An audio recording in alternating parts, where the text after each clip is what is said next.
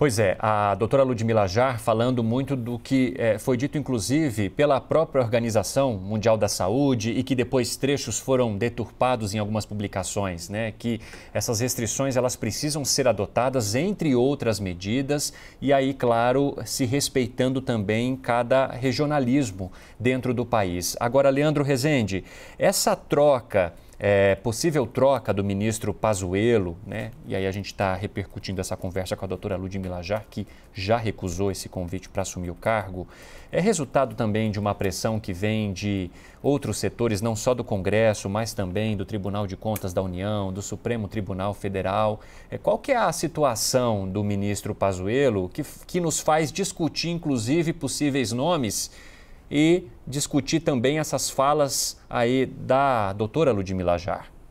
Olha, Evandro, são pressões que são feitas, claro, nos bastidores, mas também são feitas de público, né? Vale lembrar, na semana passada, o presidente do Supremo Tribunal Federal, o ministro Luiz Fux, leu ali um manifesto, né, falando sobre a gestão da pandemia de coronavírus no Brasil. Isso não é pouca coisa, é o presidente da Suprema Corte do nosso país falando sobre equívocos cometidos na gestão do ministro Eduardo Pazuello, na gestão da pandemia da Covid-19 aqui no nosso país.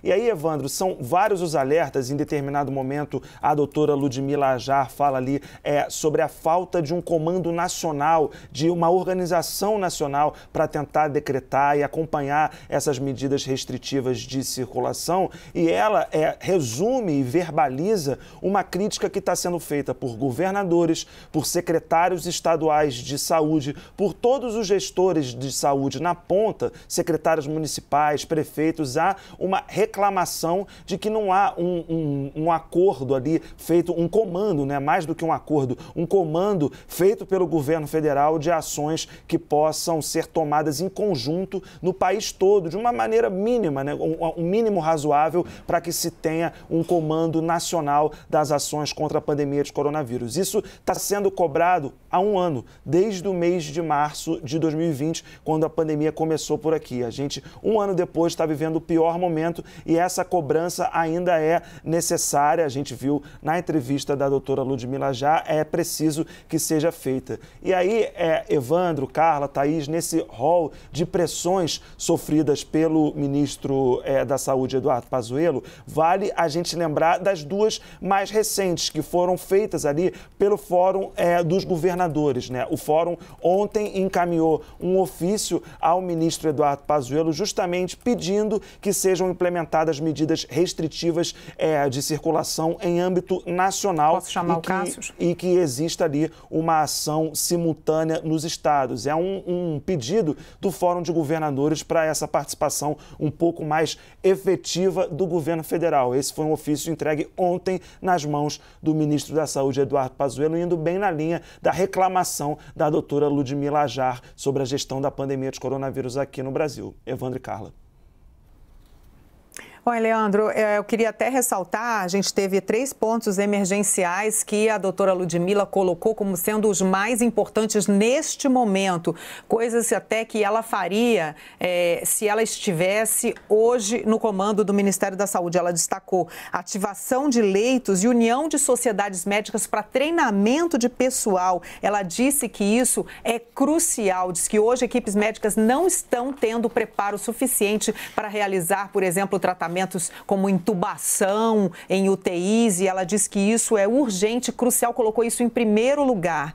Ela depois falou também que deve haver um protocolo de tratamento de pacientes internados, um protocolo coordenado em todo o país. Disse também que é importantíssima a vacinação em massa, rápida e eficiente. E ela também citou medicamentos que devem ser trazidos para o Brasil no sentido de nós realizarmos aqui na nossa população também estudos em torno de medicamentos novos. Ela não descarta, pelo fato de ela já considerar, como o mundo inteiro científico considera, que tratamentos precoces foram descartados, cloroquina e etc., ela não descarta que possam vir a surgir novos medicamentos, e ela citou, inclusive, na entrevista dela, os anticorpos monoclonais. Por isso a gente está pedindo até a nossa reportagem para levantar esse assunto, para a gente saber exatamente exatamente o que é esse anticorpo monoclonal, como a doutora Ludmila citou, que é uma promessa tanto para a prevenção como para o tratamento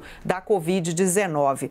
Bom, então, Igor Gadelha, você chegou agora para se juntar a nós. Muito bem-vindo aqui ao Visão CNN nesse dia de aniversário da CNN. Eu não comentei no início, né, porque a gente estava ali falando sobre a entrevista da médica Ludmila Jar, mas a gente está muito feliz aqui de estar juntos nesse Visão especial e com esse aniversário que me trouxe, inclusive, a convivência com todos vocês. Eu quero aqui agradecer a todos os profissionais da CNN que tão bem me acolheram e que eu tenho também tanto orgulho de pertencer a esse time. Igor, o que você traz para a gente aí de Brasília?